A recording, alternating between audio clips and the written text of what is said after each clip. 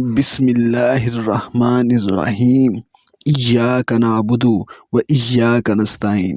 اللہ اور ماں کے پیٹ میں 2 بچے تھے۔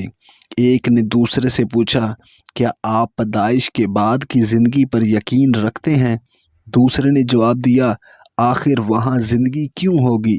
پہلے نے کہا، یقیناً ڈلیوری کے بعد کچھ تو ہونا چاہیے، شاید ہم یہاں اپنے آپ کو تیار کرنے کے لیے آئے ہیں جو ہم بعد میں ہوں گے۔ دوسرے نے جواباً کہا، بکواس، ڈلیوری کے بعد کوئی زندگی نہیں ہے، اور اگر ہوئی بھی تو کیسی ہوگی؟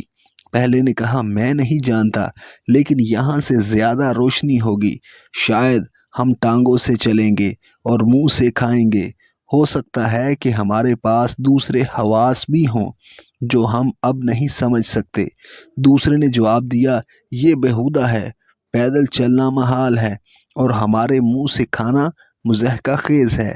نال غذائیت اور ہماری ضرورت کی ہر چیز فراہم کرتی ہے، لیکن نال بہت مختصر ہے۔ ڈلیوری کے بعد کی زندگی کی کوئی منطقی دلیل موجود نہیں۔ پہلے نے اصرار کیا، ٹھیک ہے، مگر مجھے لگتا ہے کہ وہاں کچھ ہے اور ہو سکتا ہے جو یہاں سے مختلف ہوگا، شاید ہمیں وہاں اس جسمانی نال کی ضرورت نہیں پڑے گی۔ دوسرے نے جواب دیا، بکواس، اور مزید یہ کہ اگر زندگی ہے تو وہاں سے کوئی واپس کیوں نہیں آیا؟ ڈلیوری زندگی کا خاتمہ ہے، اور ڈلیوری کے بعد اندھیرے، خاموشی اور فراموشی کے سوا کچھ نہیں ہے۔ یہ ہمیں کہیں نہیں لے جاتا۔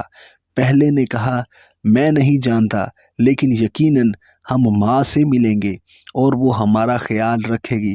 دوسرے نے جواب دیا، ماں، کیا آپ واقعی ماں کو مانتے ہیں؟ یہ ہنسنے والی بات ہے، اگر ماں ہے تو اب کہاں ہے؟ پہلے نے کہا، وہ ہمارے چاروں طرف ہے، ہم اس سے گھرے ہوئے ہیں، ہم اس کے ہیں، ہم اس کے اندر رہتے ہیں، اس کے بغیر یہ دنیا نہ ہوگی اور نہ ہو سکتی ہے۔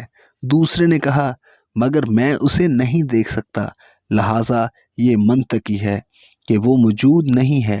جس پر پہلے نے جواب دیا، بعض اوقات جب آپ خاموش ہوتے ہیں، آپ توجہ مرکوز کرتے ہیں اور سنتے ہیں تو آپ اس کی موجودگی کو محسوس کر سکتے ہیں، اس کی پیار بھری آواز کو اوپر سے نیچے پکارتے ہوئے سن سکتے ہیں۔ شاید یہ اللہ کے تصور کی بہترین وضاحتوں میں سے ایک تھی۔